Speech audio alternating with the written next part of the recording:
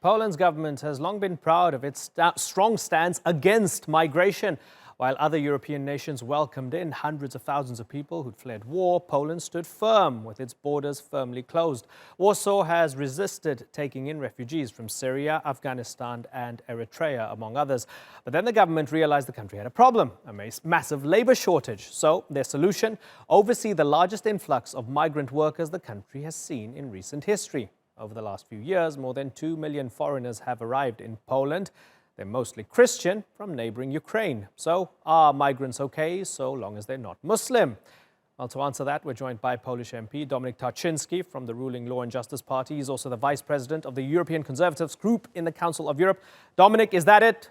2 million Ukrainians are okay, but not one Muslim, because that's just how you guys feel about it? Good evening, Imran. Thank you for having me. It has nothing to do with religion. It has nothing to do with Islamophobia. It's all about safety.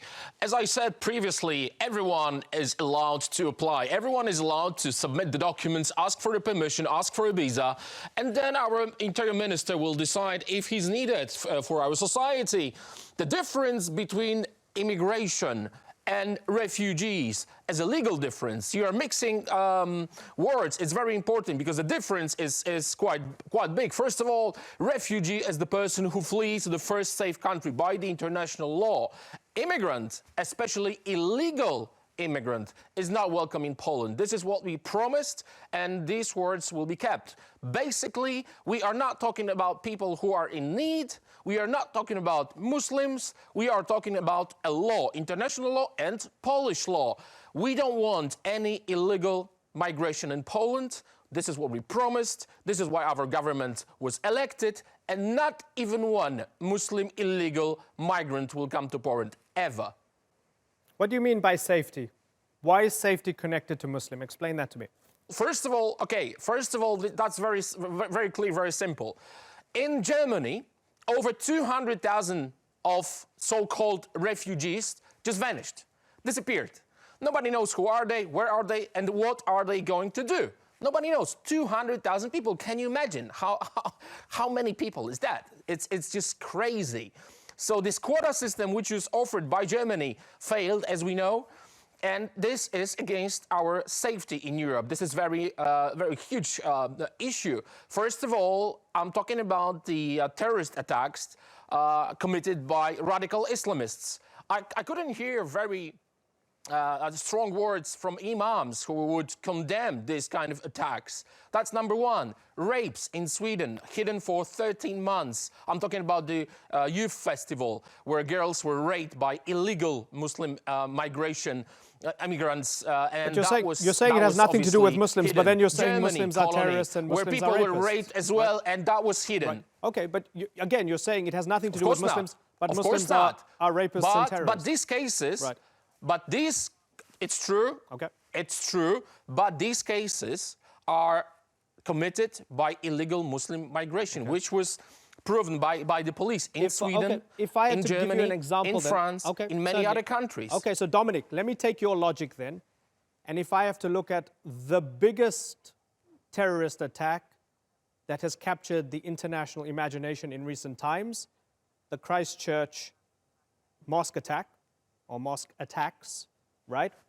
Carried out by someone calling himself a Christian, right? And the difference, I think the difference between us, all the Western world condemned this attack. Okay, so certainly. So is there then a safety problem with Christian migrants, such as the Ukrainians, because of that mosque attack?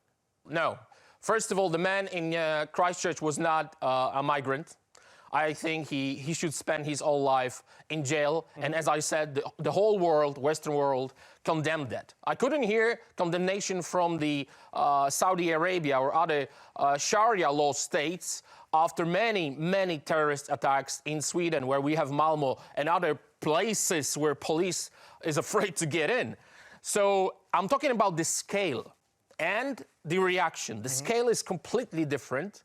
And the reaction from our side, as a Christians and as a Western civilization, compare it with the Saudis, with Iran, where people are hanged for their homosexuality. Okay, you're talking about Saudi and you're talking about Iran religion. And all these places. It's completely different. Okay. But these are places that are not affected by migration, right? What I'm asking you, Dominik, right? Has Poland had a history of problems with Muslims? Yes or no? No. Okay. No, not at all. How many Muslims are in Poland? Not at all. We've got Tatars. We've got Tatars who are. Sure. I'm telling you. Yeah. Listen. How many Muslims we've are in got Poland? Tatars who are in Poland for 700 years. Yeah.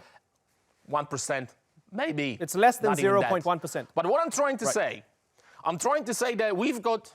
We want to have peaceful people. It has nothing to do with a religion. It has nothing to do with Islamophobia. You just told me it has As I something said, to we've do got with Tatars religion. who are so peaceful, who fought. You just said you won't have No, one what I'm because they're trying related to say, terrorism that and rapes, modern, right? Radical. Imran, listen to me. I'm talking about the wave of illegal migration, which started in 2015. Not about religion, but it's linked to the religion and radical Islamists. But if I have to look at Poland's history, I'm talking about this wave and about this madness started by Germany in Europe. Dominik, historically, Poland has had far more problems with Christians than they have had with Muslims, haven't they? Have Muslims been involved in partitions, death camps, invasions in Poland? No. As you know, our King Sobieski stopped Muslims in Vienna. So that's the very huge achievement in the history of Polish history. Okay, if not King Sobieski, in the 18th century, Poland was partitioned 3 times. Was it by Muslim powers? You know what hijra means. And I'm saying you want to talk about Vienna. What I'm saying is, okay, if we want to go to history, Poland was partitioned 3 times. Was it done by Muslim powers?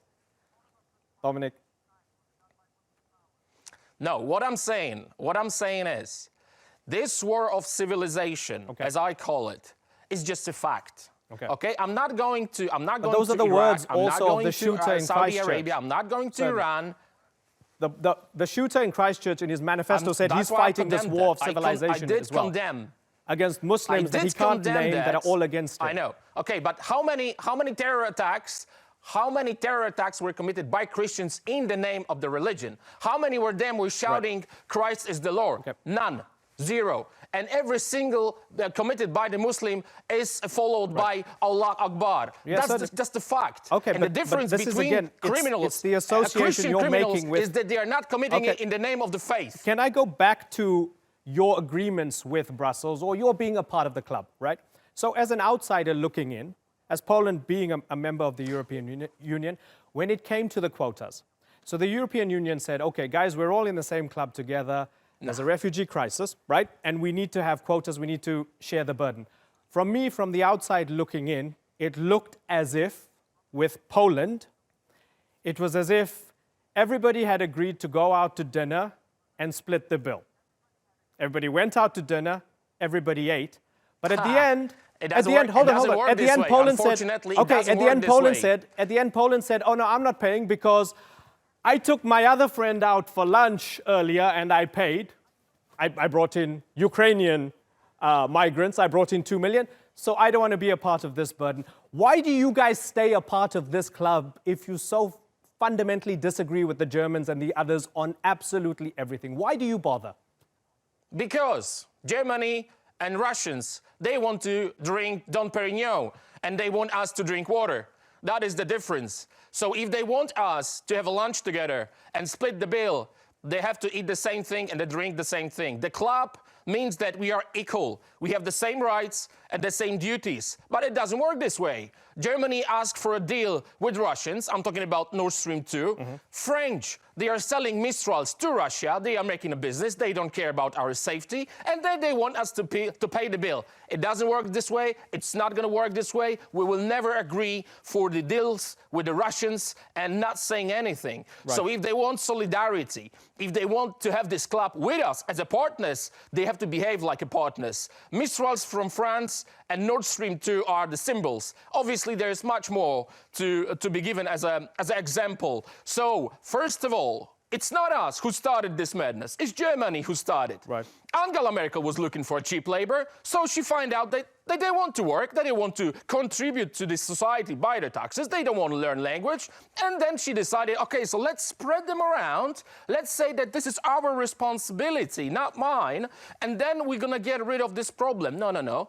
We're not going to take any of those. It's not our war. It's not our colony. We never had any colonies in our history. So we want to be a partner. We want to be equal partner with the same rights and the same duties. That's why I keep repeating, not even one illegal will come to Poland ever. Dominik, it's been really great getting into the mind of the current Polish government, and good to have you on the program. Thanks for joining us.